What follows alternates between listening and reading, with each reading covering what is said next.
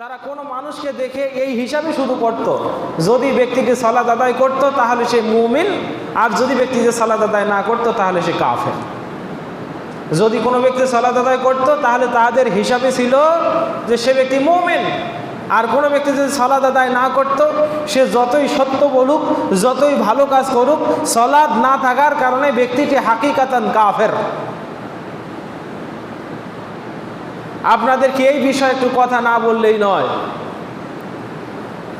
সম্মানিত হাজিরিন, মিশকাতুল মাসাবি কিতাবুস সালাত ফসলুল আউয়ালে পরপর তিনখানা হাদিস এসেছে, তার মধ্যে দুটি হাদিস এরকম। হযরত আবু হুরায়রা রাদিয়াল্লাহু তাআলা আনহু বলছেন, আল্লাহর রাসূল সাল্লাল্লাহু আলাইহি ওয়াসাল্লাম বলেন, আস-সালাওয়াতুল খামস ওয়াল জুমআতু ইলা জুমআহ ওয়া রমাদানু ইলা রমাদান মুকাফফারাতুল লিমা বাইনাহুন্না ইযা তুনিবাতিল কাবাইর, রাওয়াহু মুসলিম। আল্লাহর রাসূল সাল্লাল্লাহু আলাইহি ওয়াসাল্লাম বলছেন, আস-সালাওয়াতুল খামস, 5 ওয়াক্ত সালাত, মানে জোহর থেকে নিয়ে আসর, আসর থেকে নিয়ে মাগরিব, মাগরিব থেকে নিয়ে এশা, এশা থেকে নিয়ে ফজর, এই 5 ওয়াক্ত সালাতের এই ক্রম ঘূর্ণায়মান এই সময়ের ব্যবধানে কোনো ব্যক্তি যে পাপ করে, যে ছোটোখাটো পাপগুলো হয়ে যায়, ওয়া রমাদান ইলা রমাদান, রমজানের এই বছর থেকে পরের বছর পর্যন্ত মাঝখানে ব্যক্তি যত পাপ করে, তারপরে ওয়াল জুমআতু ইলা জুমআ, এবং এক জুমা থেকে অপর জুমা পর্যন্ত কোনো ব্যক্তি যত সগীরা গুনাহ করে, মুকাফফারাতুল লিমা বাইনাহুন্না, আল্লাহ রাসূল সাল্লাল্লাহু আলাইহি ওয়াসাল্লাম বলেন, জোহরের সালাত থেকে আসর পর্যন্ত ব্যক্তি যত পাপ করলো, আসরের সালাত আদায় করলেই আল্লাহ তাআলা এই গুনাহ খাতার কাফফারা হিসাবে আসরকে কবুল করে নেন। আসর থেকে নিয়ে মাগরিব পর্যন্ত বান্দার যত ছোট ছোট পাপ হয়, মাগরিবের সালাত আদায় করলেই আল্লাহ তাআলা বান্দার এই ছোট্ট গুনাহগুলো মাফ করে দেন। জুমা থেকে অপর জুমা পর্যন্ত বিস্তর এই 7 দিনে যত গুনাহ বান্দা করে, তার আমলনামায় যত সগীরা গুনাহ যুক্ত হয়, আল্লাহর নবী রহমতের নবী বলেন, জুমার নামাজ আদায় করলেই আমার উম্মতের জীবনের সব সগীরা গুনাহগুলো আল্লাহ মাফ করে দেন। তবে শর্ত হলো এজা যে তুনিবাতিল কাবাইর, যদি বান্দা কবিরা গুনাহ না করে, বান্দা সগীরা গুনাহ করছে আবার আল্লাহর সাথে শিরিকও করছে, তাহলে আল্লাহ তওবা ছাড়া মাফ করে দিবেন না, এমনি ইবাদত করতে করতে এই গুনাহগুলো মাফ হবে না। দেখেন, আমি কোরআন হাদিস পড়ে যতটুকু বুঝেছি আপনাদের কাছে একটা তথ্য ফাঁস করে দিই আজকে। আল্লাহ মানুষকে জাহান্নামের জন্য বানায় নাই, আল্লাহ মানুষকে বানাইছে কেবল জান্নাতের জন্যে। সুবহানাল্লাহ বলেন না? আল্লাহ মানুষকে বানিয়েছে কিসের জন্য বলেন? জান্নাতের জন্য বানিয়েছে। যদি তাই না হতো তাহলে আল্লাহর নবী কেন বললেন, কুল্লু মাউলুদিন ইউলাদু আলাল ফিতরা ওয়া ফি রিওয়ায়াতিন উখরা আলা ফিতরাতিল ইসলাম, প্রতিটা সন্তান যখন জন্মগ্রহণ করে তখন তারা ইসলামী সুলুকের উপরে জন্মগ্রহণ করে। ইসলাম কিভাবে পালন করতে হবে, ইসলামের বিধানগুলো তার উপরে কেমনে বর্তাবে হবে, এটা ধারণ করার ক্ষমতা সে অর্জন করে, জন্মগ্রহণ করে। এই ক্ষমতা আল্লাহ তাআলা তাকে দিয়েই পৃথিবীর জমিনে পাঠান। কিন্তু মানুষ পৃথিবীতে এসে জুলুমবাজ হয়ে যায়, মানুষ পৃথিবীর মধ্যে এসে জুলুমবাজ। আল্লাহর নবী বলছেন, তার পিতামাতা তাকে ইহুদি বানালো, খ্রিস্টান বানালো, অগ্নিপূজক বানালো, বেদাতির ঘরে জন্ম নিলে বেদাতি হলো, মুশরিকের ঘরে জন্ম নিয়ে মুশরিক হলো। নবী বলেন, ইন্নী আখিযুম বিহুজাজিকুম আনিন নার ওয়া আনতুম তাকাহুমুনানি, আমি তো তোমাদেরকে কোমর ধরে ধরে জাহান্নামের পৃষ্ঠ থেকে তোমাদেরকে বাঁচিয়ে আনছি। আমি তোমাদেরকে কোনোভাবেই জাহান্নামে দিতে চাই না, জাহান্নামে যেতে দিতে পারি না। আমি মনে হয় কোমর ধরে ধরে তোমাদেরকে জাহান্নামের কিনারা থেকে টেনে আনছি, আর তোমরা কিনা আমাকে পরাস্ত করে জাহান্নামে গিয়ে পড়ছো। আমি তোমাদেরকে জাহান্নাম থেকে টেনে আনছি আর তোমরা আমাকে পরাস্ত করে জাহান্নামে গিয়ে পড়ছো। এটা তোমাদের স্বভাব।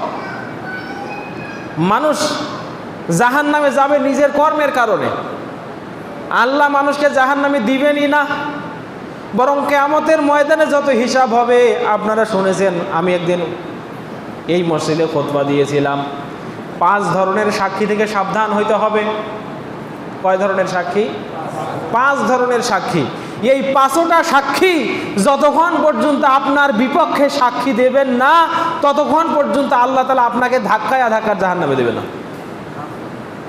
কথা কি বুঝতে পারছেন? এই 5টা সাক্ষী, ইজতানিবু আনিশ শাহাদাত গায়রে মুনফাসিলিন, তোমরা এই 5 ধরনের সাক্ষী থেকে অবশ্যই সাবধান হবে। তার মধ্যে একটা সাক্ষী হলো নিজের আমলনামা। কি বলেন তো? নিজের আমলনামা। নিজের আমলনামা ব্যক্তির বিপক্ষে সাক্ষী দেবে, আর এই আমলনামায় লিখিত হবে প্রতিনিয়ত কোডেড হবে সালাত। এই 5 ওয়াক্ত সালাত প্রতিনিয়ত আপনার আমলনামায় কোড করা হচ্ছে। তা আপনার আমলনামায় সালাতের কোনো আমলই নাই, তাহলে আপনার আর কাজ কি? তাহলে আর কি হবে? অথচ আল্লাহর নবী মুহাম্মদুর রাসূলুল্লাহ সাল্লাল্লাহু আলাইহি ওয়াসাল্লাম তিরমিজির হাদিসে বলছেন, আউয়ালু মা ইউহাসিবু বিহিল আবদ ইয়াউমাল কিয়ামাতি আস-সালাত। কিয়ামতের ময়দানে ব্যক্তি জীবনের প্রথম যে ইবাদতের হিসাব হবে সেটা হবে সালাত। কিয়ামতের ময়দানে ব্যক্তির প্রথম আমলনামার প্রথম আমলের যে হিসাব সেটা হবে সালাতের হিসাব। আল্লাহর নবী অপর রিওয়ায়াতে বলেন, ইজা সালুহাত সালুহাত সালুহা সাইরু আমালিহি, যদি ব্যক্তির সালাতের হিসাব সহজ হয়, সালাতের হিসাব যদি ঠিক হয়, তাহলে সালুহা সাইরু আমালিহি, তাহলে ব্যক্তির গোটা জীবনের অন্যান্য সব আমলের হিসাবগুলো সহজ হয়ে যাবে। জোরে বলেন না সুবহানাল্লাহ। এরপরে ওয়াইজা ফাসাদাত আই ফাসাদাতিস সালাহ, যদি ব্যক্তির সালাত ফাসেদ হয়ে যায়, ফাসাদাত সাইরু আমালিহি, আল্লাহর নবী বলেন ওই ব্যক্তির জীবনের সব আমলের হিসাবগুলো এবার কঠিন হয়ে যাবে। ঘটনা যেন এরকম, আল্লাহ যদি সালাতের হিসাবটা ঠিকঠাক পান, তাহলে ফেরেশতাকে বলবেন, ফেরেশতা যাকাতের হিসাব পাতা উল্টাও, দরকার নাই, একটু দেখে নাও ওই অমুক বছরে যে 20 মণ ধান পেয়েছিল যাকাত দিয়েছে কিনা। আল্লাহ দিছে, এই বছর দেয় নাই, ও বছর দিছে। আল্লাহ দিলে একটু কম বেশি করে দিয়েছে, পাতা উল্টাও। বান্দা সদা সত্য কথা বলেছে কিনা, মিথ্যা পরিত্যাগ করেছে কিনা, যে আল্লাহ কখনো এটা বলছে কখনো ওটাও বলছে, যে সালাত যেহেতু ঠিক আছে পাতা উল্টাও, সবগুলাকে তুমি তার বদগুলাকে নেক দিয়ে পরিবর্তন করে আমলনামাটা পরিপূর্ণ করে দাও। ইল্লা মান তাবা ওয়া আমানা ওয়া আমিলা আমালান সালিহা ফাউলাইকা ইউবাদদিলুল্লাহু সাইয়্যাতিহিম হাসানাত। এই পৃথিবীর জমিনে সবচেয়ে ভালো আমল হলো সালাত। আল্লাহ বলছেন, কেউ যদি তওবা করে আমার দিকে ফিরে আসে, সালাত আদায় করে, তাহলে আমি আল্লাহ তার জীবনের গুনাহগুলো আমলনামা থেকে তুলে দিয়ে সেই জায়গায় সব দিয়ে পরিপূর্ণ করে দেব। সুবহানাল্লাহ। সম্মানিত হাজিরিন, হযরত আবু হুরায়রা রাদিয়াল্লাহু তাআলা আনহু বলেন, আল্লাহর নবী একদিন আমাদেরকে ডাকলেন, আমরা বসে আছি, আল্লাহর নবী আকস্মিক ভাষণ দিলেন, আর আইতুম লাউ আন্না নাহারান বিবাবি আহাদিকুম, ও সাহাবীরা তোমরা কি ভাবতে পারো, তোমরা কি চিন্তা করতে পারো, তোমরা কি একটু ভেবে দেখো, তোমাদের চিন্তায় আছে কি লাউ আন্না নাহারান, যদি একটি নদী থাকে, বিবাবি আহাদিকুম, তোমাদের কারো উঠানের সামনে, কারো ঘরের দরজার সামনে যদি একটি নদী থাকে, ফায়াগতাসিলু ফীহি কুল্লা ইয়াউমিন খামসা, আর প্রতিদিন যদি সে সেই নদীতে 5 বার গোসল করে, হাল ইয়াবকা মিন দারানিহি শাইআ, বলো তো তোমাদের মনে কি কয়, তার শরীরে কি কোনো ময়লা থাকতে পারে? আপনারা কি বলবেন? একটা মানুষ বাড়ির সামনে একটা নদী আছে, একটা পুকুর আছে, একটা টিউবওয়েল আছে ধরলাম,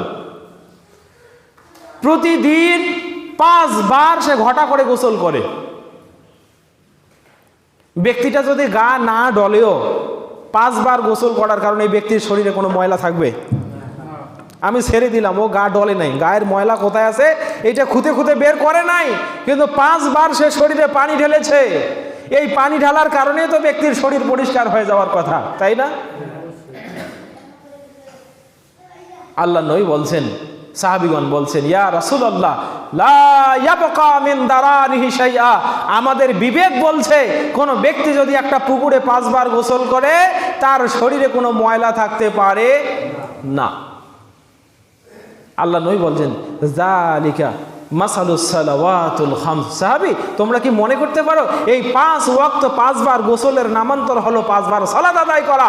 কোন ব্যক্তি যদি 5 বার সালাত আদায় করে, ইয়ামহুল্লাহু বিহিন্নাল খাতায়া, ব্যক্তির জীবন থেকে আল্লাহ তাআলা 5 ওয়াক্ত সালাত আদায় করার কারণে গুনাহগুলো ধৌত করে তাকে পরিষ্কার পরিচ্ছন্ন করে দেয়। এত লাভ! সালাত আদায় করলে শুধু লাভ আর লাভ। জনৈক লেখক বলেছেন, লাউলাম তাকুনুস সালাতু রাসুল ইবাদাহ লা উদ্দাত মিন আদাতিস সালেহ। এই সালাত যদি ইসলামের সবচেয়ে বড় ইবাদত না হতো, তাহলে ডাক্তাররা অনেক সময় প্রেসক্রাইব করতে এইভাবে যে তুমি প্রতিনিয়ত 5 বার এইভাবে ব্যায়াম করো, যেভাবে মুসলমানেরা ব্যায়াম করে সালাত আদায় করে, তুমি 5 বার এভাবে ব্যায়াম করো, তোমার শরীরে রোগের জীবাণুগুলো মরে যাবে। লা উদ্দাত মিন আদাতিস সালেহ, তাহলে এটা অবশ্যই উত্তম ব্যায়াম হিসাবে পরিগণিত হতো। ডক্টর জাকির নায়েকের একটা লেকচার সমগ্র আছে, সেখানে পাবেন সালাত আদায়ের পদ্ধতি এবং বৈজ্ঞানিকভাবে সালাত আদায়ের উপকারিতা। সেখানে একটা লেকচারই পাবেন আলাদা। তিনি বলছেন, যেই মুহূর্তে ব্যক্তি হাতের উপরে হাত রাখে, এখানে একটা গামা রশ্মি উৎপাদিত হয়। এই রশ্মিটা জোড়া ক্যান্সারের রোগ নিরাময় করে। যখন ব্যক্তি সালাতে যায়, ব্যক্তির তল পেটের ভিতরে গ্যাস জমা হয়ে থাকে স্বাভাবিক চলনের মধ্য দিয়ে। যখন ব্যক্তি সাজদায় যায়, তল পেটে যখন চাপ পড়ে, তখন এই গ্যাস উপরে চলে আসে, মুখ দিয়ে বের হয়ে যায়। সুবহানাল্লাহি বিহামদিহি। টাকনুর উপরে প্যান্ট পরার উপকারিতার বর্ণনা করা আছে। সালাত 5 ওয়াক্ত সালাতে যে ব্যায়াম হয়, শরীরের রক্ত সঞ্চালন হয়, প্রতিটা গিটা, প্রতিটা জোড়ার এই মাফাসিলগুলো চালু হয়। আল্লাহ রাব্বুল আলামিন কত সুন্দর উপমার মাধ্যমে ব্যক্তিকে সালাত আদায় করার নির্দেশনা দিয়েছেন। সুবহানাল্লাহি বিহামদিহি। আমি তাই বলছি, একজন ব্যক্তি যদি প্রতিদিন সালাত আদায় করে, সে যদি গা নাও ডলে, তবুও তার গা থেকে ময়লা পরিষ্কার হওয়ার কথা। আমি আপনাকে দুনিয়ার উপকারের কথা বলছি। আপনি যদি 5 ওয়াক্ত সালাত আদায় করেন, এই যে ব্যায়াম হচ্ছে, এটার কারণে দুনিয়াবি ফায়দা পাবেন। আর এখানে যে তাসবিহ, যে তাহলিল, যে তাহমিদ আদায় করা হচ্ছে, এটার মাধ্যমে আপনি আখিরাতের ফায়দা পাবেন। বলেন আল্লাহু আকবার। এই হলো সালাত। হযরত আবু যার রাদিয়াল্লাহু তাআলা আনহু বলেন, আল্লাহর নবী আলাইহিস সালাতু ওয়াস সালাম সহ খারাজা ফি জামানিশ শীতা, শীতের একটা সময় আমরা একটা রাস্তায় বের হলাম। ফাজাআলাল ওয়ারাকু ইয়াতাহাফাতু মিনাশ শাজার, আমরা দেখতে পারলাম শীতের আধিক্যের কারণে গাছ থেকে পাতাগুলো মরে গেছে, সেই পাতাগুলো ঝরঝর করে ঝরে ঝরে পড়ছে। আল্লাহর নবী ফাখাযা গুসনাইন, আল্লাহর নবী 2টা গাছের ডালা নিলেন। ফাজাআলাল ওয়ারাকু ইয়াতাহাফাতু, ডালা যখন ঝাড়া দিলেন, পাতাগুলো গাছ থেকে যেভাবে ঝরে পড়ছিল, এবার বেশি করে ঝরে পড়ল। আল্লাহ নবী আবু যারকে ডাক দিলেন, আবু যার। হযরত আবু যার রাদিয়াল্লাহু পাশে আছেন, বলছেন, লাব্বাইকা ওয়া সাদাইকা ইয়া রাসূলুল্লাহ। ওগো আল্লাহর নবী, আমি উপস্থিত আছি, বলেন কি বলতে চান? আল্লাহর নবী বলেন, আবু যার রে, মান সাল্লা সালাতান লা ইউরিদু বিহা ওয়াজহাল্লাহ, কোন ব্যক্তি যদি 2 রাকাত সালাত আদায় করে শুধুমাত্র আল্লাহর সন্তুষ্টির জন্য, তাহাফাদ আনহু যুনুবুহু কামা তাহাফাদ হাদিহিল ওয়ারাকু মিন হাযিহিশ শাজার, রাহু মুসলিম। তার জীবন থেকে পাপগুলো এইভাবে ঝরে যায়, যেভাবে গাছ থেকে পাতাগুলো ঝরে যাচ্ছে তোমরা দেখতে পাচ্ছ। তার জীবন থেকে পাপগুলো সেভাবেই ঝরে যাবে, যেভাবে এই গাছের পাতাগুলো ঝরে যাচ্ছে। সুবহানাল্লাহ।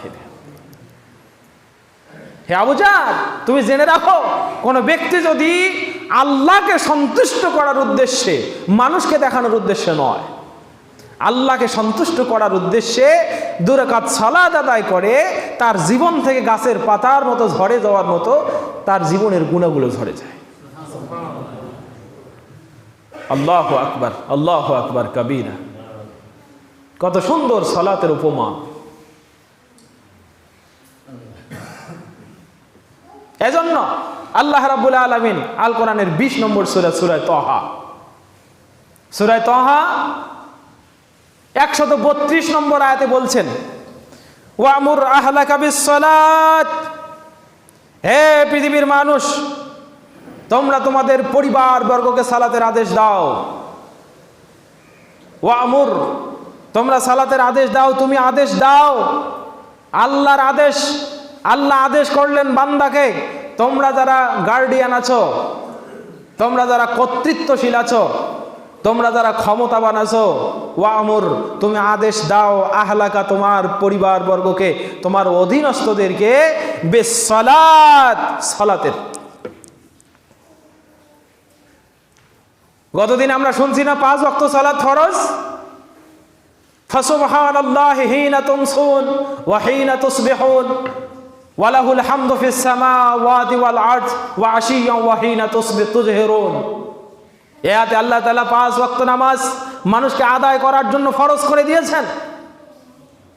হযরতে উবাদাহ বিন সামিত রাদিয়াল্লাহু তাআলা আনহু বলছেন, জেনে রাখো, as-salawatul khams iftaradahunna Allahu ala ibadihi, 5 ওয়াক্ত সালাত আল্লাহ তাআলা তার বান্দার উপরে ফরজ করে দিয়েছেন।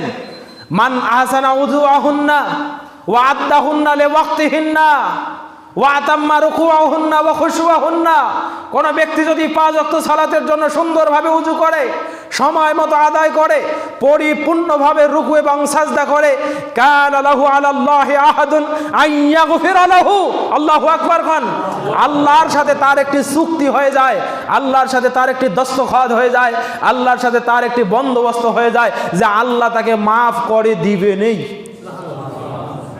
বলেন তো আল্লাহর সাথে তার চুক্তি কি? কোন ব্যক্তি যদি 5 ওয়াক্ত সালাত সুন্দরভাবে আদায় করে, সুন্দরভাবে ওযু করার পরে ওয়াক্ত মতো যদি আদায় করে, উত্তম রূপে রুকু সাজদা আদায় করে, তাসবিহ তাহলিল করে, ফালাহু আলাল্লাহি আহাদুন আইয়াগফিরা লাহু, আল্লাহ তাআলা তার জন্য একটা ওয়াদা দিয়েছেন, বান্দা ভয় নেই তোমার, আমি তোমাকে ক্ষমা করে দিবই দিব। আর যে ব্যক্তি আদায় না করে, ফালাইসা লাহু মিনাল্লাহি আহাদুন ইনশা গাফারা লাহু ওয়া ইনশা আযাবাহু, আর যে ব্যক্তি সালাত আদায় করে না, তার জন্য সম্ভাবনা দুটাই, হয় আল্লাহ তাকে মাফ করবেন, না হয় জাহান্নামে দেবেন। হয় আল্লাহ তাকে মাফ করবেন, না হয় জাহান্নামে দেবেন। কারণ আপনারা বলতে পারেন, হুজুর মাফ পাওয়ারও তো সম্ভাবনা আছে। কথা এরকমটা না, যে হাদিসে তো আছে ইনশা গাফারা লাহু ওয়া ইনশা আযাবাহু, আল্লাহ তাকে হয় মাফ করবেন, না হয় জাহান্নামে দেবেন, শাস্তি দেবেন। তো মাফ পাওয়ারও তো সম্ভাবনা আছে। সম্মানিত ভাইরা, আপনি এই যুগে সালাত আদায় না করে যদি আল্লাহর কাছে মাফ পান, জেনে রাখবেন এই পৃথিবীর রাইসুল কুফার যারা, আবু জাহেল, উতবা, শাইবা, এরপরে মুসা আলাইহিস সালামের যুগের ফেরাউন, ইব্রাহিম আলাইহিস সালামের যুগের নমরুদ, তাদেরকেও আল্লাহকে মাফ করা লাগবে। কথা মনে হয় আপনি বোঝেননি। আপনার কি মনে হয় আল্লাহ ফেরাউনকে মাফ করবেন? আপনার কি মনে হয় আল্লাহ নমরুদকে মাফ করবেন? আপনার কি মনে হয় আল্লাহ এই যে আবু জেহেলকে মাফ করবেন? না, এদের জন্য মাফ পাওয়ার দরজা চিরতরে বন্ধ, এটা আল্লাহর ওয়াদা। আপনি সারা জীবন নামাজ তরক করবেন। দেখেন, আপনাকে একটা বাস্তব পরিসংখ্যান আমি শোনাবো। ধরেন একটা মানুষ এই পৃথিবীর জমিনে 60 বছর যদি মানুষটা বাঁচে, হাদিসের ভিতরে আসছে, হযরতে আমর বিন শুআয়ব আন আবিহি আন জাদ্দিহি ক্বাল রাসূলুল্লাহ সাল্লাল্লাহু আলাইহি ওয়াসাল্লাম, আল্লাহ রাসূল সাল্লাল্লাহু বলছেন, মুরু আওলাদাকুম বিসসালাত ওয়া হুম আবনাউ সাবঈ সিনিন, তোমরা তোমাদের সন্তানদেরকে সালাতের আদেশ দাও ঠিক যেই মুহূর্তে তারা 7 বছরে পদার্পণ করে। কয় বছরে? 7 বছরে পদার্পণ যখন করবে, যখন একটা সন্তানের বয়স, সেটা ছেলে হোক কিংবা মেয়ে হোক, যখনই 7 বছর বয়স হবে, আল্লাহর নবী আলাইহিস সালাতু ওয়াস সালাম বলেন, মুরু আওলাদাকুম বিসসালাহ, ওই বয়স হলেই তাকে তোমরা সালাতের জন্য আদেশ দাও। ওয়াদরিবুহুম আলাইহা ওয়া হুম আবনাউ 10 সিনিন, আর 10 বছর বয়সে গেলে 7 থেকে 10, 3 বছর চলবে তার ট্রেনিং পিরিয়ড। এই 3 বছর সে সালাতের প্রস্তুতি নেবে, সালাত শিক্ষা গ্রহণ করবে, মায়ের সাথে সালাত আদায় করবে, বাবার সাথে সালাত আদায় করবে, বড় ভাইয়ের সাথে সালাত আদায় করবে, মসজিদে যাবে, তার কেরাত শিখবে, তেলাওয়াত শিখবে, তাসবিহ তাহলিল শিখবে, এই 3 বছরে শিখবে। যেই মুহূর্তে 10 বছর হবে, আল্লাহর নবী আলাইহিস সালাতু ওয়াস সালাম বলেন, ওয়াজরিবুহুম আলাইহা, যদি 10 বছর বয়সে মসজিদে গিয়ে না ঢোকে, তাকে মারো, তাকে প্রহার করো। ওয়াফাররিকুহুম বাইনাল মাজাজি, তাকে আর তোমার সাথে ধরে থেকো না, তাকে ঘর আলাদা করে দাও, তাকে বিছানা আলাদা করে দাও। 10 বছরের সন্তানকে আপনি আপনার পাশে শুয়ে ঘুমাতে পারবেন না। এটা হাদিসে আল্লাহ রাসূল আদেশ করেছেন। তা আমি যা বলতে চাচ্ছিলাম, বাস্তব পরিসংখ্যান শুনুন। এখন আপনার বয়স যদি 60 বছর হয়, 7 বছর বয়সে আপনার পিতামাতা আপনাকে আদেশ করেছে সালাতের জন্য। 7 থেকে 10 বছর বয়স পর্যন্ত আপনার সালাত আপনার জীবনের আমল নামা এবার লেখা শুরু হয়ে যাবে। 10 বছর থেকে, তার মানে 60 বছর ব্যক্তি বাঁচলে 10 বছর থেকে সে সালাত শুরু করলো, তার ফরজিয়াত তার উপরে হলো। তাহলে বলেন তো 60 বছর ব্যক্তি বাঁচলে সালাত আদায় করতে পারে কয় বছর? কথা কি বুঝতেছেন সবাই? 50 বছর যদি ব্যক্তি সালাত আদায় করে, তাহলে 50 বছরের দিন হয় 18,250 দিন। কত দিন? 365 দিয়া 50 বছরকে গুণ দেন, 18,350 দিন হবে। প্রতিদিন 5 ওয়াক্ত করে নামাজ আদায় করলে নামাজের ওয়াক্ত হয় এই 18,350 250 দিনে 91,250 ওয়াক্ত সালাত হয়। কত ওয়াক্ত সালাত হয়? 91,250 ওয়াক্ত সালাত হয়। 91,250 ওয়াক্ত সালাত। বলেন, এক ওয়াক্ত সালাতে ফরজ সালাত কয় রাকাত? 4 রাকাত, 4 রাকাত, 3 রাকাত, 2 রাকাত, 2 রাকাত, তাই না? 4 রাকাত, 4 রাকাত, 3 রাকাত, 4 রাকাত, 2 রাকাত, এই তো 17 রাকাত। এইটাকে আবার 17 দিয়ে গুণ দেন, তাহলে কত হবে? 1,55,000, 1,05,51,250 রাকাত নামাজ। কত রাকাত নামাজ? 1,55,51,250, 1,05,51,250 রাকাত নামাজ ফরজ সালাত। আবার তো সুন্নত আছে, নফল আছে, ওয়াজিব, মুস্তাহাব তো আছে, এগুলা বাদ দিলাম, আমি ফরজ নামাজের কথা বলছি। আপনি তো হিসাব করে কুল পান না, আপনার জীবনের ব্যস্ততা সারে না, আপনি আল্লাহকে খুঁজে পান না। একটা সাজদা আপনি জমিনে করবেন এই সময় আপনার হাতে নাই। অথচ যে শয়তানকে আমরা শয়তান মারদুদ বলি, সর্বদাই আমরা পড়ছি আউযু বিল্লাহি মিনাশ শাইতানির রাজিম। হে আল্লাহ, শয়তানের ওয়াসওয়াসা থেকে, বিতাড়িত শয়তানের কুমন্ত্রণা প্রবঞ্চনা থেকে আমাদেরকে নিষ্কৃতি দাও, আমাদেরকে বাঁচাও। সেই শয়তান তার জীবনী পড়ে দেখেন, শয়তানের জীবনী দেখেন। এই শয়তান পৃথিবীর জমিনে কথিত আছে, এমন কোনো জায়গা নেই যে জায়গায় শয়তানের সাজদার চিহ্ন নেই। আল্লাহর হুকুম অবজ্ঞা করেছে মাত্র একটা। আল্লাহ বলছেন, হে শয়তান, ফাসাজাদুল মালাইকাতু কুল্লুহুম আজমাউন, আল্লাহর আদেশ পাওয়া মাত্র সবগুলো ফেরেশতা সামনে হযরতে আদম আলাইহিস সালাতু ওয়াস সালামের জন্য শুকরিয়ার সাজদা করলো। ইল্লা ইবলিসা আবা ওয়াস্তাকবারা লাম ইয়াকুন মিনাস সাজিদিন, সে অস্বীকার করলো, অহংকার করলো, আল্লাহকে বলল, আল্লাহ আনা খায়রুম মিনহু, হে আল্লাহ আমি তার চেয়ে উত্তম। খলাকতানি মিন নার ওয়া খলাকতাহু মিন তিন, হে আল্লাহ তুমি তাকে তৈরি করেছো মাটি থেকে আর আমাকে তৈরি করেছো আগুন থেকে। স্বভাবত আগুন উপরে থাকে না মাটি উপরে থাকে? বলেন তো। আগুন উপরে থাকে, মাটি নিচে থাকে। ইবলিস বলছে, যেহেতু আগুন থাকে উপরে, মাটি থাকে নিচে, আমি তার উপরে আরোহিত, আমি তার চেয়ে উত্তম, সুতরাং আমি উত্তম হয়ে আদমকে সেজদা করতে পারি না। তার যুক্তি ঠিক ছিল না? নাই? বলেন। আপনি যদি উত্তম হন, অধমের কৃতজ্ঞতা স্বীকার আপনি করতে চাইবেন? আপনার যুক্তি তো ঠিক আছে, কিন্তু উত্তমেরও স্রষ্টা যিনি, অধমেরও স্রষ্টা কে? বলেন। ডাক দেন, আল্লাহ। সৃষ্টি করেছেন আল্লাহ, সেই আল্লাহ আদেশ করেছেন, হে ইবলিস তুইও আমার সৃষ্টি, আর আদম সেও আমার সৃষ্টি। আমি এক সৃষ্টিকে আর এক সৃষ্টির উপরে প্রাধান্য দেওয়ার মুহূর্তে বলছি, উসজুদু লি আদম, তোমরা সকলে আদমের জন্য সাজদায় অবনত হও। বলেন, ইবলিস কয়টা সাজদা অমান্য করছে? জোরে বলেন, কয়টা? একটা। আপনার জীবনের হিসাব করেন, আপনি জীবনে সাজদা না আদায় করলেন কয়টা? আমি আপনাকে ফাইনাল কথাটা শুনে দেই। এই যে 1,05,51,250 রাকাত, প্রতি রাকাতে সাজদা কয়টা? প্রতি রাকাতে সাজদা 2টা, এইটাকে 2 দিয়ে গুণ দেন, 3,10,02,500টি সাজদা হবে। 3,10,02,500টি সাজদা হবে। হায়াতের জিন্দেগি যদি 60-এর বেশি হয়, সাজদা কম হবে না বেশি হবে? এখানে কি 60 বছরের ঊর্ধ্বে মানুষ নেই? আমাদের দেশের গড় আয়ু এখন হয়েছে 78 বছর। কত বছর? আওয়ামী লীগ সরকার এসে মানুষের গড় আয়ু বাড়িয়ে দিয়েছে, নাউজুবিল্লাহ মিন জালিক। তারা গর্ব ভরে বলে আমরা মানুষের মেডিকেয়ার ভালো নেই, আমরা মানুষদের ঘরে ঘরে মেডিসিন পৌঁছে দিয়েছি, মানুষের জীবনযাত্রার মান বাড়িয়ে দিয়েছি, এখন মানুষের গড় আয়ু 78 বছর। বেফাদলিল্লাহ, যদি তারা এটা বলতো ইনশাআল্লাহ বা আল্লাহর রহমতে, তাহলে কথাটি ঠিক ছিল। এটা হলো আকীদাগত ভ্রষ্টামি। সম্মানিত হাজরিন, তো মেনে নিলাম মানুষের বয়স যদি 78 হয়, তাহলে সাজদা থেকে গাফিল হওয়ার পরিমাণ বাড়বে না কমবে? আমি 60 বছরের পরিসংখ্যান শুনলাম। কোনো ব্যক্তি যদি 60 বছর বাঁচে, আর এই 60 বছর যদি সে আল্লাহর সালাত আদায় না করে জীবন কাটিয়ে দেয়, বলেন তো কতটা সাজদা অমান্য করে?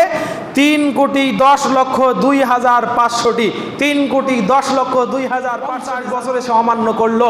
ইবলিস অমান্য করলো একটা সাজদা, যার কারণে ইবলিস জাহান্নামী। তো ইবলিস যদি 100 কোটি বছর জাহান্নাম কাটে, এই মানুষটার কত কোটি বছর জাহান্নাম হওয়ার কথা? কথা বলেন। কিনারা খুঁজে পাওয়া যাবে? উপায় খুঁজে পাওয়া যাবে? খুঁজে পাওয়া যাবে না। আমার ভাইরা, আপনাকে সাবধান হতে হবে, খুব সতর্ক হতে হবে।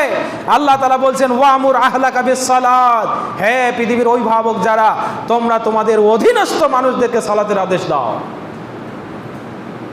সালাতের আদেশ মানে 7 বছরে আদেশ, আর 10 বছরে কি কোপানি। 10 বছরে সালাতে যাবে না মানে ঘাড় ধরে ওকে মসজিদে আনতে হবে। 10 বছর বয়সে সালাত আদায় করবে না মানে বাড়ি থেকে তার ভাত বন্ধ করে দিতে হবে। আব্দুর রাজ্জাক বিন ইউসুফ খুব বলিষ্ঠ কণ্ঠে কথাটি বলেন, তোমার মাকে তোমার বাবাকে যদি বাজারের পুরুষ আর মহিলা প্রমাণ করতে না পারি, আমি এই মঞ্চে আর কথাই বলবো না। কেন? আল্লাহ রাসূল সাল্লাল্লাহু আলাইহি সাল্লাম হযরতে মুআয বিন জাবাল রাদিয়াল্লাহু তাআলা আনহুকে 10টি উপদেশ দিয়েছিলেন। হাদিসখানা পাবেন মিশকাতুল মাসাবি, বাবুল কাবাইর ওয়া আলামাতিন নিফাক, একেবারে শেষের হাদিস, 59 নম্বর হাদিস। হযরতে মুআয বিন জাবালকে আল্লাহ রাসূল সাল্লাল্লাহু আলাইহি ওয়াসাল্লাম 10টি উপদেশ দিলেন। তার মধ্যে সর্বশেষ 3টি উপদেশ হলো ওয়াকিফহুম ফিল্লাহ, হে মুআয বিন জাবাল, তোমার অধীনস্থ যায় মানুষেরা আছে, তুমি তাদেরকে আল্লাহর ভয় শেখাও, আল্লাহর ভয় তাদের অন্তরে উপ্ত করো, আল্লাহর ভয় তাদের অন্তরে উপ্ত করো, আল্লাহর ভয় তাদের অন্তরে সৃষ্টি করে দাও। ওয়ালা তারফা আসাকা আদাবা, খবরদার তোমার হাতের লাঠি, যে লাঠি দিয়ে তুমি তাদেরকে শাসন করতে, ওই লাঠিটা ফেলে দিও না। জেনে রাখবেন, বাবার হাত থেকে যদি লাঠি পড়ে যায়, বাবার কর্তৃত্ব আর বাড়িতে থাকে না। কথা আপনার কাছে খুব বিষাক্ত মনে হতে পারে। ইসলামে শাসন আছে, ইসলামে শোষণ নেই। ন্যায়ানুক শাসন থাকবে, ইসলামে শোষণ থাকবে না। ইসলামে হক থাকবে বাস্তব রূপে, যার যতটুকু হক সেটা ইসলামে সাবেত করতে হবে। এটার নামই হলো আদল, এটার নামই হলো ইনসাফ। যারা আদল এবং ইনসাফ মানতে চায় না, তাদের উপরে ইসলামের লাঠি পড়বে, তাদের উপরে অভিভাবকের লাঠি পড়বে, কর্তৃত্বশীলের লাঠি পড়বে, তাদের উপরে সমাজের নেতা নেতৃস্থানীয় মানুষের লাঠি পড়বে, পড়বেই পড়বে। অবাধ্যকে সোজা করার একটাই মন্ত্র, সেটা হলো লাঠি। আপনি বুঝতে পারেননি? আপনার সন্তান কথা শুনবে না মানে আপনার পিতৃত্ব আমি অস্বীকার করছি। আপনি এখন বাবা হয়ে উঠতে পারেননি। উনি বলছেন জন্ম দিলেই বাবা হওয়া যায় না। জন্ম তো কুকুরও দিতে পারে, জন্ম তো গরু ছাগলও দিতে পারে। তো গরু ছাগলের সন্তান যেটা, সেটা পৃথিবীতে আসেই গরু অথবা ছাগল হয়, কিন্তু মানুষের সন্তান যেটা, সেটা পৃথিবীতে এসেই মানুষ। হয়তো সুরতে মানুষ হয়, কিন্তু আকীদাতান মুসলমান হতে পারে না। মুসলমান হতে গেলে, সভ্য সুন্দর সুশ্রী মানুষ হতে গেলে, এটাকে ছাঁচে ফেলতে হবে, এটাকে আদর দিতে হবে, এটাকে সোহাগ করতে হবে, এটাকে শেখাতে হবে, পড়াতে হবে, বুঝাতে হবে। আর শেখানো, পড়ানো, বুঝানোর জন্য আল্লাহ তাআলা জন্ম থেকে নিয়ে 10 বছর সময় দিয়েছে। এই 10 বছর আপনি কিছুই করতে পারলেন না। এখন সন্তানের বয়স 20 বছর। এই 20 বছর আগে সন্তানকে একটা হেই শব্দ করেননি।